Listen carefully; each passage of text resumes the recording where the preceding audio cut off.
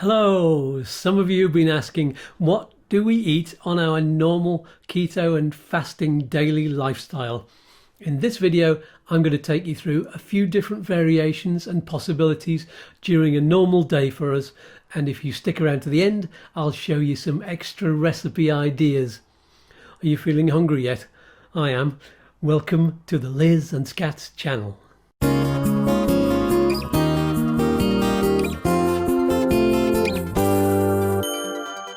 Hi, I'm Scats and I'm a musician with type 2 diabetes. Together with my holistic therapist wife, we've been beating my diabetes with a keto and fasting lifestyle. We've lost over 100 pounds in weight between us and we're becoming healthier than ever, so we can grow old together disgracefully. Along the way, we'd like to share with you all of the healthy benefits we've learned, so help us to help you by doing this. Subscribe, and click on the bell.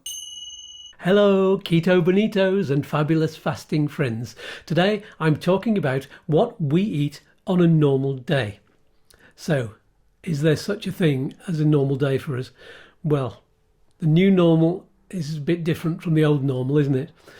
We used to be very busy with aromatherapy massages, yoga sessions, music gigs, working with people with intellectual disabilities, addiction problems. We'd do school workshops. I'd be running a theatre company, but COVID, of course, has put a stop to all of that. So now, our normal is building a YouTube channel so that we can help more people benefit from keto and fasting, and hopefully entertain you on the way with the help of a bit of music and a bit of laughter and a fabulous dog called Pippity Scatterdog. Get a dog. Oh yes, get a dog. If you're getting value from our channel, don't forget to like the video and of course subscribe and click on the bell. Ding!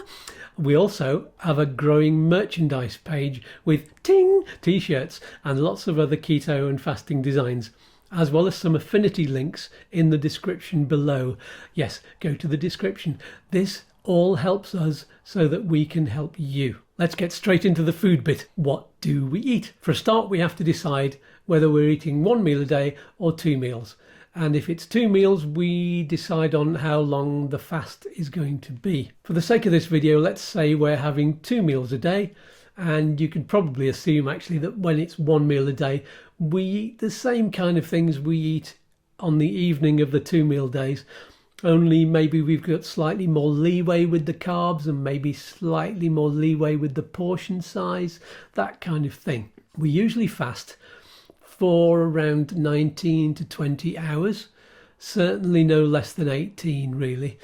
It depends on how early we have a walk in the morning, because we'll usually eat when we get home, and then that's when we film the next video or work on videos in the afternoon. Meal number 1 then, that's breaking the fast, that's the breakfast. So we don't tend to have a big meal then. My favourite breakfast, in case you haven't seen the video, my favourite keto breakfast, is a link above, is omelette. And I usually make that with 2 eggs, olive oil in the pan, and the filling could be chorizo and cheese, maybe spinach and cheese, mackerel and cheese, cheese and cheese. I love cheese. And I'll usually add some spice to it as well as the salt and pepper, usually chili flakes to give it some zing. Ooh, there's an idea for a t-shirt. Zing t-shirts. Must make a note of that. Liz sometimes has grilled bacon and fried eggs. That's what she had today. Other breakfasty things, a tapas kind of plate of snacky things, and there could again be different cheeses involved in that, like gorgonzola or roquefort or Danish blue. You know, one of those blue cheeses, the speciality cheeses. Oh, we love them. And again, these are all small little bits of things. I mean, I should say, I'm going to mention cheese a lot, I think, in this different set of variations of foods.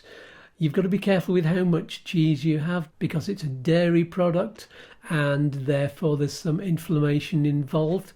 So just be careful with it. We've got such a wide variety of cheeses to choose from that you can change every day, really, if you want, if you can afford it. We might also have some saucisson or chorizo or salami, maybe some olives, maybe a cherry tomato or two, little bits of salad, maybe some jalapenos, or even some of that smoked peppered mackerel that you can get in the supermarkets, or some salmon.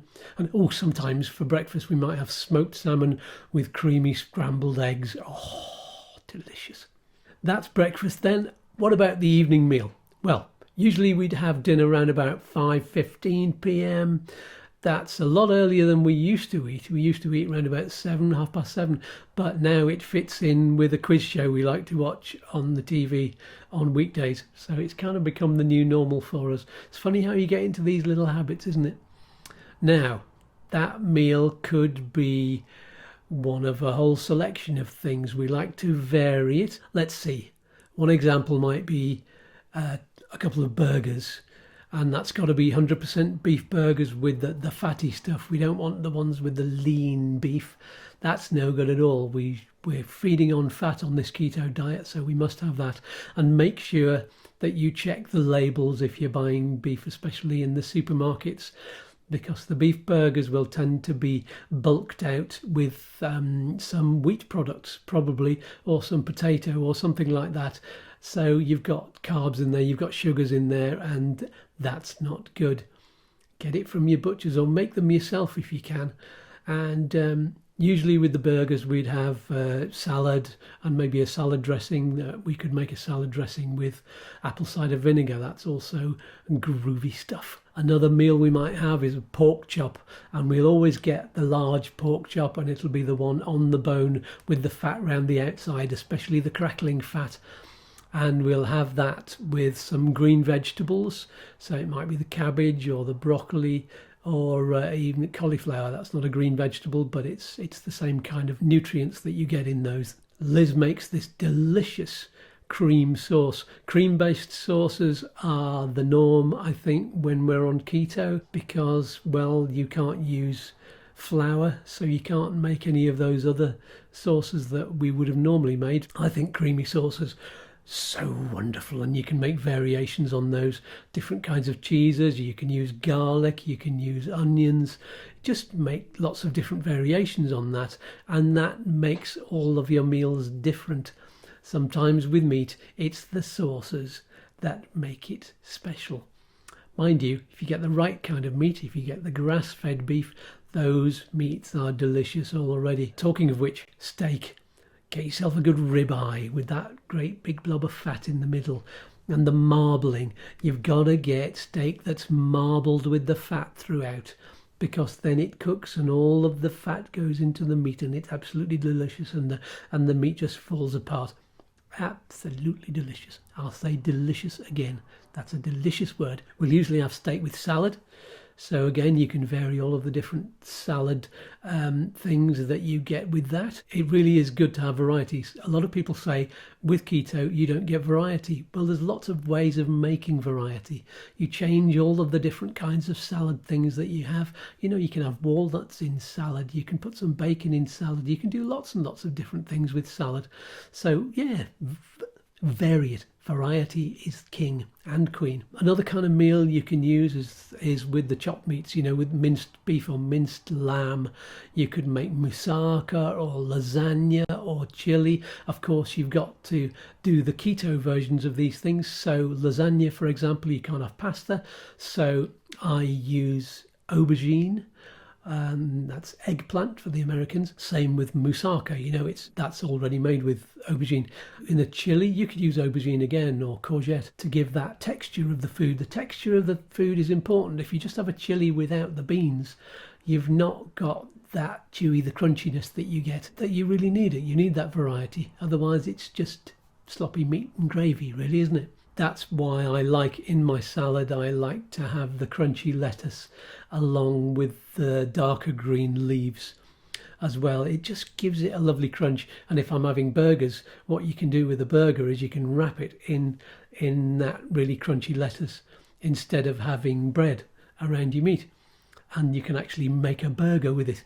It's great. One thing we used to have a lot of before we were on keto was a kind of a Sunday dinner type meal, you know, with the meat and the veg and the potatoes and the gravy. We'd sometimes have that 3 or 4 times a week with different joints. Probably one of the things that got me into trouble in the first place. But we still like to have a variation on that. The keto variation, of course, you replace your potato with maybe a cauliflower mash, for example, and instead of the gravies, you have a cream sauce made with a variety of different things. Again, you know, you can have a garlic sauce or an onion sauce or whatever, and you can use the juice of the meat again to mix in with that to give it that extra flavour. You might use a blue cheese, cream cheese, cheese. I'll say it again, cheese. Depends on the kind of meat that you're having, and it's good to vary the kinds of vegetables. You might have string beans, you might have broccoli. Broccoli is the kind of the number one good green veg, really, because it's got the least amount of sugar carbs in there. What else do we have? I might have a chicken breast with the skin left on. Might griddle that or pan fry it. Might wrap it in bacon, slice it and fill it with some bacon or cheese or some onions or something like that. Be careful with the onions, they're quite sweet. And the same with leeks.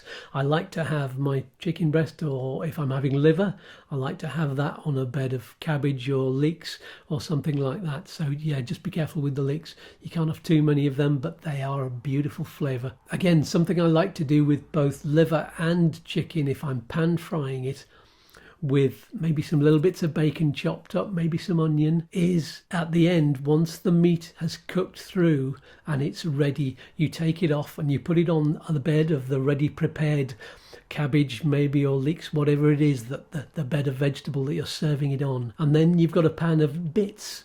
You've left all the bacon and the onion and maybe some bits of cheese that's been frying away, and you pour in the cream, and you just heat that up until it thickens, and then you pour it over all of the meat and the veg. Absolutely delicious. Nom nom. Well, that's a good variety, isn't it? That's a good variation on lots of things. What do you eat? Tell us what you eat in the comments below. I love to hear your recipes, and so that we can vary our diet and we will share it with everybody else. Give us a like if you got value out of this. Subscribe, click on the bell, ting! Thank you above all for listening to the end. That really helps our channel grow. Yes, it's such a big help to us. Peace and love, and we will see you in the next video. Bye for now.